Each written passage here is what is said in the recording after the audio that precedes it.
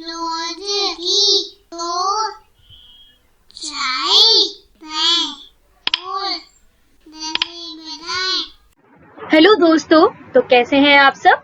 तो आज हम पढ़ने वाले हैं एक मजेदार अकबर बीरबल की कहानी, जो कि ली गई है आपकी पाठ्य पुस्तक रिमझिम कक्षा 4 NCERT से। तो जल्दी से निकालिए कहानी, जिसका नाम है जैसा सवाल वैसा जवाब। तो कौन सा पृष्ठ संख्या निकालनी है आपको निकालनी है पृष्ठ संख्या 6। तो चलिए शुरू करते हैं कहानी जैसा सवाल वैसा जवाब। बादशाह अकबर अपने मंत्री बीरबल को बहुत पसंद करता था। बीरबल की बुद्धि के आगे बड़े बड़ों की भी कुछ नहीं चल पाती थी। इसी कारण कुछ दरबारी बीरबल से जलते थे। वे बीरबल को मुसीबत में फंसाने के तरीके सोचते रहते थे। बीरबल के लिए कितना ज्यादा मुश्किल हो जाता होगा ना, ऐसी जगह में काम करना जहाँ पे हर कोई चाहता है उसे फंसाना। तो चलिए देखते हैं आगे क्या होता है। अकबर के एक खास दरबारी ख्वाजा सरा को अपनी विद्या और बुद्धि पर बहुत अभिमान था। बीरबल को तो वे अपने सामने निरा बालक और मूर्ख समझते थे, लेकिन अपने ही मानने से तो कुछ होता नहीं। दरबार में बीरबल की ही तूती बोलती और ख्वाजा साहब की बात ऐसी लगती थी जैसे नक्कार खाने में तूती की आवाज। ख्वाजा साहब की चलती तो वे बीरबल को हिंदुस्तान से निकलवा देते, लेकिन निकलवाते कैसे। एक दिन ख्वाजा ने बीरबल को मूर्ख साबित करने के लिए बहुत सोच विचार कर कुछ मुश्किल प्रश्न सोच लिए। उन्हें विश्वास था कि बादशाह के उन प्रश्नों को सुनकर बीरबल के छक्के छूट जाएंगे और वह लाख कोशिश करने भी संतोषजनक उत्तर नहीं दे पाएगा। फिर बादशाह मान लेगा कि ख्वाजा सरा के आगे बीरबल कुछ नहीं है। देखा, ये रहा ख्वाजा सरा, यह रहे हमारे महाराज अकबर और ये रहे बीरबल। ख्वाजा सरा ने तो सोच लिया है कि अब तो बीरबल की छुट्टी करनी पड़ेगी। उनके हिसाब से बीरबल अपने बारे में कुछ ज्यादा ही समझता है, कुछ ज्यादा ही अभिमान है, कुछ ज्यादा ही समझदार समझता है अपने आप को। तो ख्वाजा सरा ने सोच लिए हैं कुल 3 प्रश्न और उनके हिसाब से वह तीनों प्रश्न बहुत ही मुश्किल है। और वह क्या करेंगे, वह बोलेंगे बीरबल को कि मुझे दो इन प्रश्नों के उत्तर, तभी मानूंगा मैं कि तुम बहुत ही होशियार हो। तो चलिए देखते हैं कौन से हैं वो 3 प्रश्न। ख्वाजा साहब अचकन पगड़ी पहनकर दाढ़ी सहलाते हुए अकबर के पास पहुंचे और सिर झुकाकर बोले, बीरबल बड़ा बुद्धिमान बनता है, आप भी उसकी लंबी चौड़ी बातों के धोखे में आ जाते हैं। मैं चाहता हूँ कि आप मेरे 3 सवालों के जवाब पूछकर उसके दिमाग की गहराई नाप लें।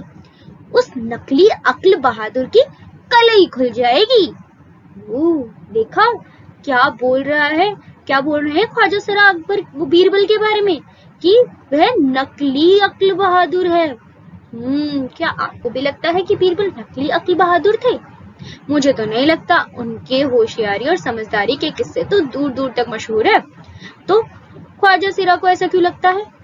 शायद उन्हें थोड़ी जलन है इस वजह से।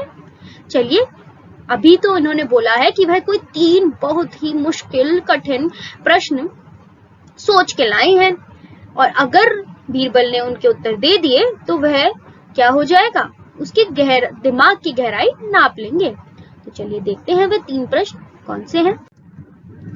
ख्वाजा के अनुरोध करने पर अकबर ने बीरबल को बुलाया और उनसे कहा, बीरबल, परम ज्ञानी ख्वाजा साहब तुमसे 3 प्रश्न पूछना चाहते हैं, क्या तुम उनके उत्तर दे सकोगे?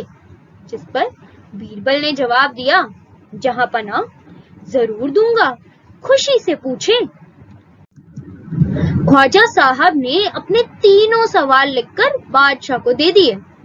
खुद नहीं पूछ रहे ख्वाजा सरा, अकबर महाराज को दे दिए।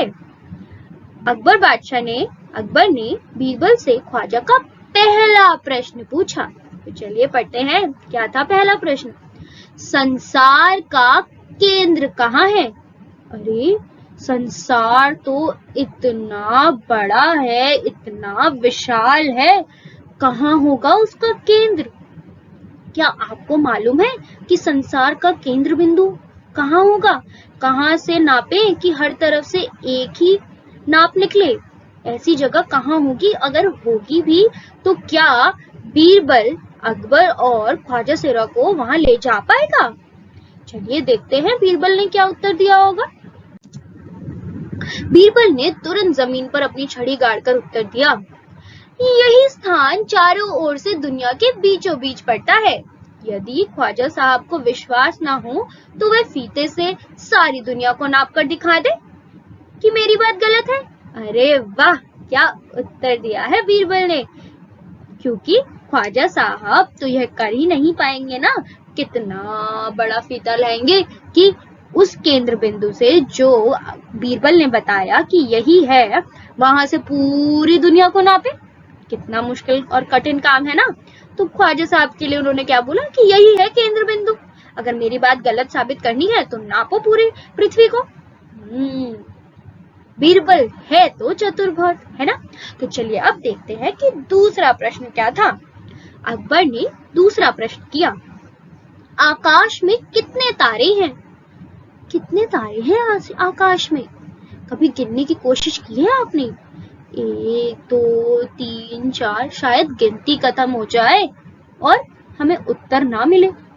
तो अब ऐसे प्रश्न का उत्तर क्या देंगे बीरबल साहब? चलिए देखते हैं कैसे चलाते हैं वे अपनी बुद्धि।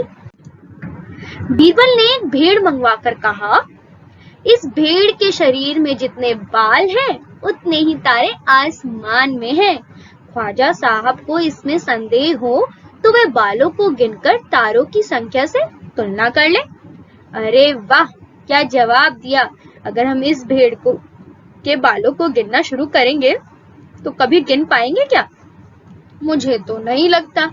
तो उन्होंने क्या बोला कि जितने इस भेड़ के बाल हैं उतने तारे हैं।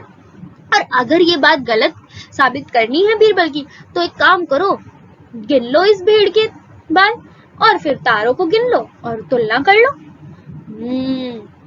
बीरबल ने तो ख्वाजा सिरा को उन्हीं के प्रश्नों में फंसा दिया है।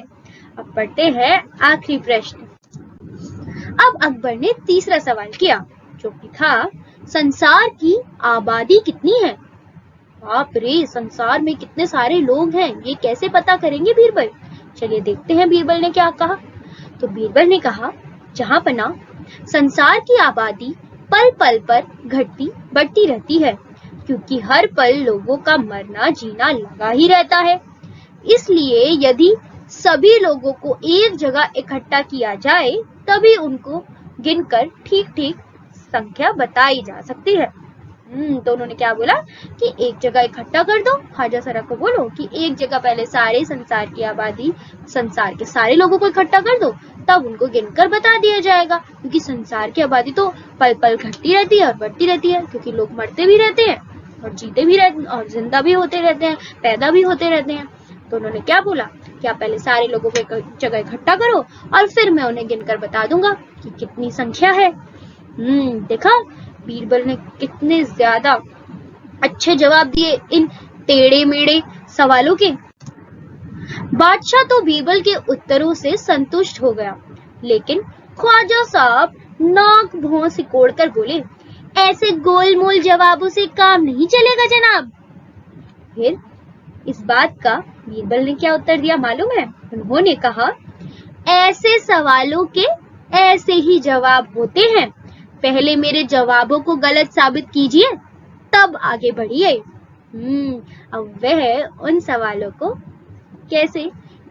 के जवाबों को कैसे गलत साबित करते? बड़ा ही मुश्किल होता ना, या संभव होता।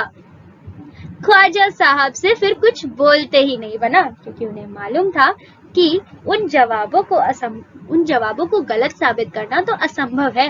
तो इसलिए वह चुपचाप वहां से चल दिए और बीरबल की चतुराई एक बार सबके सामने आई और फिर क्या हुआ, उन्हीं की ही तूती हर जगह बोलने लगी। तो कैसी लगी आपको ये कहानी और कौन सा पात्र लगा सबसे अच्छा?